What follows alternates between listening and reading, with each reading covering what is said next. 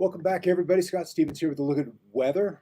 Scott's weather is kind of what we've titled it, at least for now, until something better seems to pop up. And heck, in 2020, something surprising, something new is always popping up.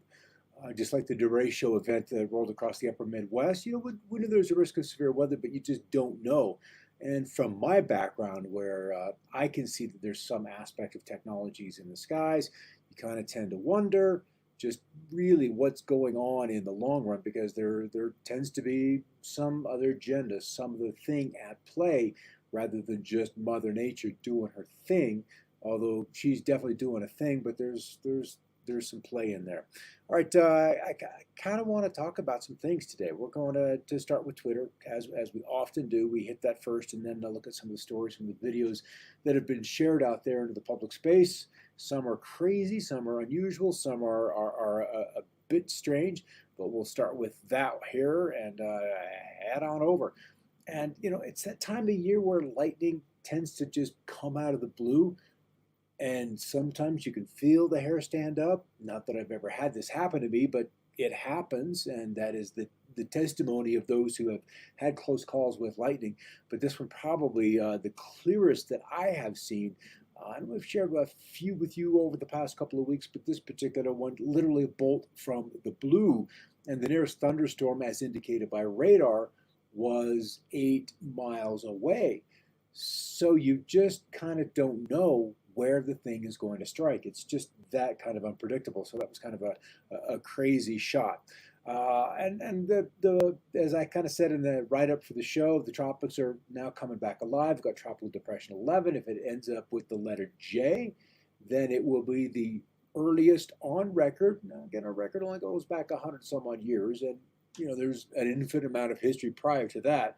But nonetheless, we will have achieved a J storm, a number 9 storm, by the middle of August, and that is significant. So it would bring the Lesser Antilles and just north of Puerto Rico, northeast of Puerto Rico, as we move towards the middle to end part of the weekend, if the forecast track remains intact, and it would be Josephine, would be the name. As we look not quite at the tropics, but still other levels of the atmosphere, we've got a circulation center sitting off the coast of South Carolina.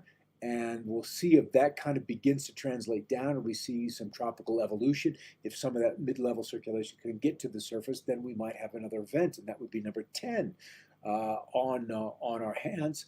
And then here we are, 15 years after the Mars Reconnaissance Orbiter reached orbit and is peering through the Martian atmosphere and looking down to the incredible surface down below. All kinds of things that we don't have answers to. I mean, just this structure alone, this geography, unusual in its own right. It kind of looks like a bit of a landslide that has occurred there, and so much of it has the signature or the look of water. If you look at the bottom of a pond, and this being a dust devil as seen from above, as there's enough wind, there's enough circulation that we can get electrical connections and sparks of electricity with that circulating dust or the spinning dust. And then just the dunes. It's just a fascinating, fascinating place. And those that have the money to invest in space-based research, Jeff Bezos, Elon Musk, are doing their best to direct those private resources that they've been able to do through their years of business and get private industry into space, which was kind of the basis for a lot of the movies that we have, where you have private entities out mining in the asteroid belt, or mining in the moons, or setting up this and that, doing the exploration. That it isn't government; it ends up being private industry, and in a way, that's kind of what we're seeing. And just because we have mentioned China in a little while does not mean that it isn't happening. The flood goes on, and these are fresh cars that obviously weren't flooded, earlier. Otherwise, they would have been moved by their owners. But the rains still keep coming and are anticipated and forecast to continue to come for a little while yet. Longest monsoon in 33 years battles the Korean Peninsula. And we've been talking about this for 2 weeks now, leaving scores dead and 7,000 homeless, as the land can only hold so much water before that extra water weight on the soils, it wants to go. Water is drawn by gravity to the lowest location. And when you saturate the hillsides with weeks of rainfall, this is the inevitable result. Cosmic ray increases remarkably as solar activity shows a persistent decline, resembling the Dalton minimum of 1790 to 1830. That was a significant period of very cool weather. So as we see this story unfold, it is my anticipation, my opinion, my expectation that this will be the weather story of the coming decades, as the sun has dictated climate since it began and still does so to this day. And because science has not been present for a Dalton minimum, a mini ice age, a grand solar minimum, that we will not recognize those signals, those signs, those telltale events until it's hindsight, until we can see in hindsight that the climate has been altered and that this is our inevitable future. So I'm kind of looking through the weather as it happens today, and primarily this flooding across so many continents as being one of those signs. As the atmosphere tends to cool, as we see a change in the cosmic rays, that flooding is one of those primary byproducts of the change in climate. Ultimately, as the heat comes out of the ocean, the atmosphere will dry out, and then flooding will turn to a drier period of time. All right, but that isn't today. That isn't just yet. Let's roll this forward and look mostly at Australia, where they have been dealing with winter and winter weather and some pretty good rains. And there's another event coming the end of this week and into next week that is a major winter event that will continue to add rainfall totals to the significant ones that they have received lately. So it's good news. You know, we have our period of drought, and then we've got to green things up. That's just kind of the cycles. The heat that had been in Siberia that indicated or allowed them to record their first plus 100 degree Fahrenheit high, even though they don't use the English system over there in metrics, that is in place, and it will get squeezed out as cold high pressure kind of comes in and then settles into Western Europe, and it may draw their growing season to a close by the end of the month. That's just some of the early indicators we're getting. Stateside, triple-digit heat throughout much of Texas, New Mexico, Arizona, especially central and southern Arizona, through the central valleys, at least central and lower central valleys of California, and then back into Cedar City, Utah, and then bumping up 100 degrees as we move into the high plains of Montana. And that heat has allowed for the generation of some severe thunderstorms. Another one of those crazy events happening in Minnesota now. This plume right here, if you can see that as the sun angle gets a little bit lower, the smoke gets accentuated, and that's what all that is coming off this fire in western Colorado. And this another round of cool air working into the Pacific Northwest. We'll look at those thunderstorms in Minnesota, and just the way the waves, just kind of these counteracting waves, have really contributed. Gravity waves, artificial waves, I don't know. All I can do is see them and point them out to you. And they're enhancing that thunderstorm activity that has been at times severe there. And then into western Colorado, that fire north of Grand Junction just continues to go. They've got all the crews on there that they can have. You know, we're dealing with those overblowing tops as heat in Siberia. It's happening, Karen. Heat in Siberia, but heat in Siberia in August, there's one other word for that: temporary. Temporary. As the sun sinks, beginning its quickest 3 months descent into the southern latitudes, where they're embracing the arrival of spring. As their days get longer, ours get shorter. It's an even balance. There's no extra this or that in this game. All right, there's the severe weather. At times, the warnings were far more widespread a few hours back, but in the southeastern states, those have turned into flooding. The monsoon trying to get going into the southwest. It just having a tough time of it this year. We get the storms pop up. They last maybe 20, 30 minutes at tops, and then they peter on out, and then it's 3 or 4 days before they get another round. Not so in the southeast, where their earlier drought that had begun earlier in the season just is gone. Now we're dealing with localized flooding in the Appalachians. The southern Appalachians. Today, the heat and humidity, in place indicated by dew points better than about 15 Celsius or 60 degrees Fahrenheit by the green. That kind of snakes up into Canada.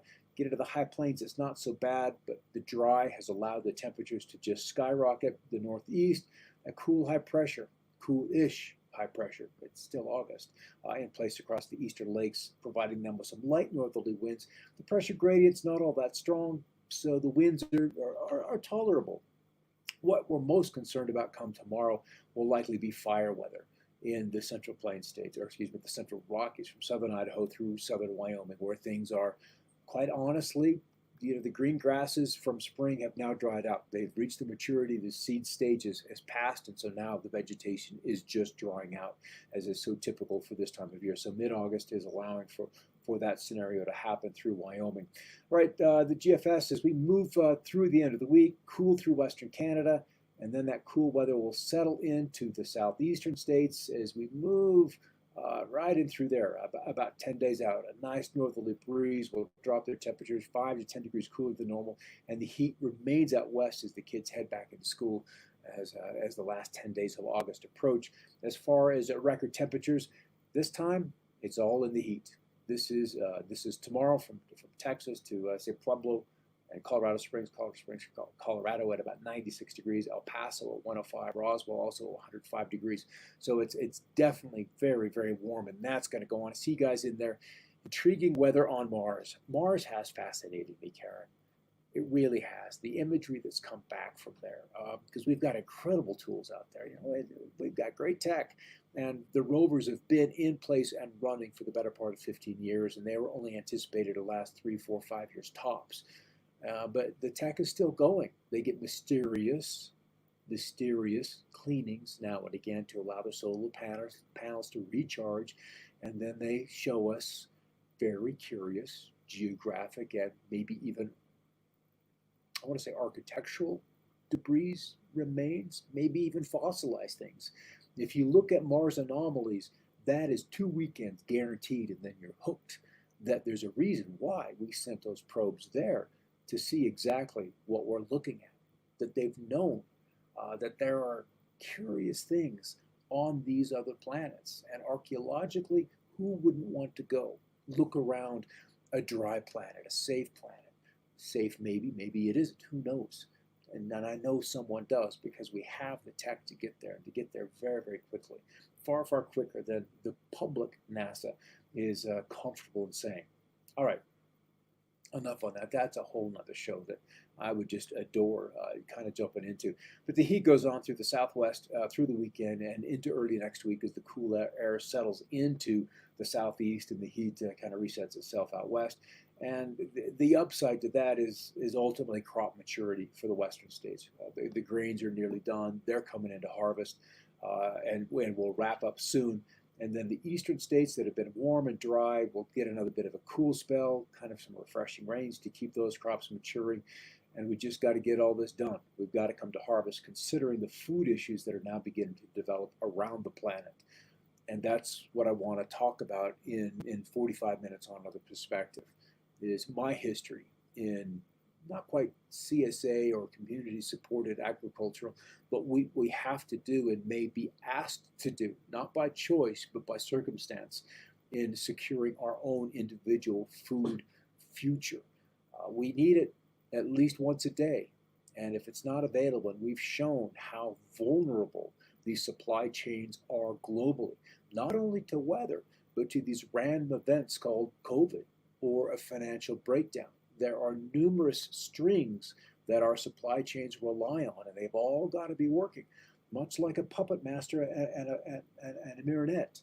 If one string is broken, it just looks wonky. It doesn't work right. And I believe that the global supply chain for food and other supplies is on the verge of losing 1, 2, or maybe even 3 of those strings, and it's something that we need to talk about. It's something that we need to prepare for. Because we all eat, and it is nearly a daily requirement. All right, so thanks for stopping by and talking about, letting me talk about weather. Here's the dichotomy: hot out west and cool in the Midwest. As we hit 18 to 22 August, that seems to be kind of that zone. So that's Scott's weather and food.